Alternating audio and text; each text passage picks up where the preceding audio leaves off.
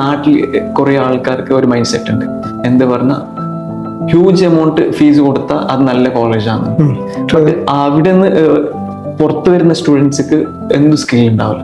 Just 3 year complete ആക്കും, graduation കിട്ടും, അല്ലെങ്കിൽ PG 2 year കംപ്ലീറ്റ് ആക്കും, ഗ്രാജുവേഷൻ കിട്ടും. But when they are going to interview, അവിടെ അവരാണ് ഫെയിൽ ആകുന്നത്. സ്കില്ല് അല്ലെങ്കിൽ കമ്മ്യൂണിക്കേഷൻ അല്ലെങ്കിൽ കോൺഫിഡൻസ്, ഈ മാറ്ററിലാണ് ഇവർ ഫെയിൽ ആകുന്നത്. അപ്പോൾ ഇതിനെ കുറിച്ചിട്ട് എന്ത് പറയാനുള്ളത്? ആക്ച്വലി പാഷിക പറഞ്ഞിട്ടുള്ള ഒരു ട്രെൻഡ് അധികവും കണ്ടിട്ടുള്ളത് ബാംഗ്ലൂർ അതല്ലെങ്കിൽ ബാംഗ്ലൂർ ഒക്കെ പോകുന്ന സ്റ്റുഡൻസിനെ സംബന്ധിച്ചാണ്.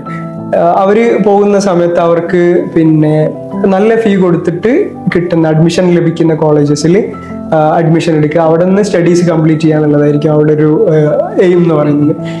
പക്ഷെ നമ്മൾ കേരളത്തിലേക്ക് നോക്കിക്കഴിഞ്ഞാൽ കുറച്ചുകൂടെ ക്ലിയർ പിക്ചർ കിട്ടും. ബിക്കോസ് കേരളത്തിലുള്ള സ്റ്റുഡൻസിനെ സംബന്ധിച്ച് എഡ്യൂക്കേഷനിൽ ഇൻവെസ്റ്റ് ചെയ്യുക എന്ന് പറയുന്നത് വളരെ ഇമ്പോർട്ടൻ്റ് ആയിട്ടുള്ള ഒരു കാര്യമാണ്. എഡ്യൂക്കേഷനിൽ ഇൻവെസ്റ്റ്മെന്റ് ആവശ്യമായിട്ട് വരുന്നുണ്ട്.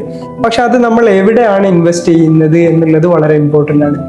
കേരളത്തിലുള്ള സ്റ്റുഡൻസിനെ അല്ലെങ്കിൽ അവരുടെ പാരൻസിനെ നോക്കിക്കഴിഞ്ഞാൽ അവർ മോസ്റ്റ്ലി എഡ്യൂക്കേഷനിൽ ഇൻവെസ്റ്റ് ചെയ്യുക ഒരിക്കലും പിന്നെ ഡിഗ്രി അതല്ലെങ്കിൽ PG ലെവലിലായിരിക്കില്ല, അതിന്റെ മുൻപുള്ള എഡ്യൂക്കേഷനിലായിരിക്കും. ഫോർ എക്സാമ്പിൾ 11th സ്റ്റാൻഡേർഡിലോ 12th സ്റ്റാൻഡേർഡിലോ അല്ലെങ്കിൽ സ്കൂൾ ലെവലിൽ കുട്ടികൾ പഠിക്കുന്ന സമയത്ത് അവരുടെ ആ സമയത്തുള്ള എഡ്യൂക്കേഷൻ ബെറ്റർ ആക്കാൻ വേണ്ടിയിട്ടാണ് മോസ്റ്റ്ലി പാരൻസ് നല്ല ഇൻവെസ്റ്റ്മെന്റ് നടത്താറുള്ളത്. അങ്ങനെ നടത്തി കഴിഞ്ഞാലുള്ളൊരു ബെനിഫിറ്റ് എന്താണെന്ന് വെച്ച് കഴിഞ്ഞാൽ, നമ്മൾ +2 കഴിഞ്ഞിട്ട് അബ്രോഡാണ് നോക്കുന്നതെങ്കിൽ സ്കോളർഷിപ്പോടെ അഡ്മിഷനുള്ള ഒരു മെറിറ്റ് കുട്ടികൾ ബൈ ദാറ്റ് ടൈം ബിൽഡ് ചെയ്തിട്ടുണ്ടാവും.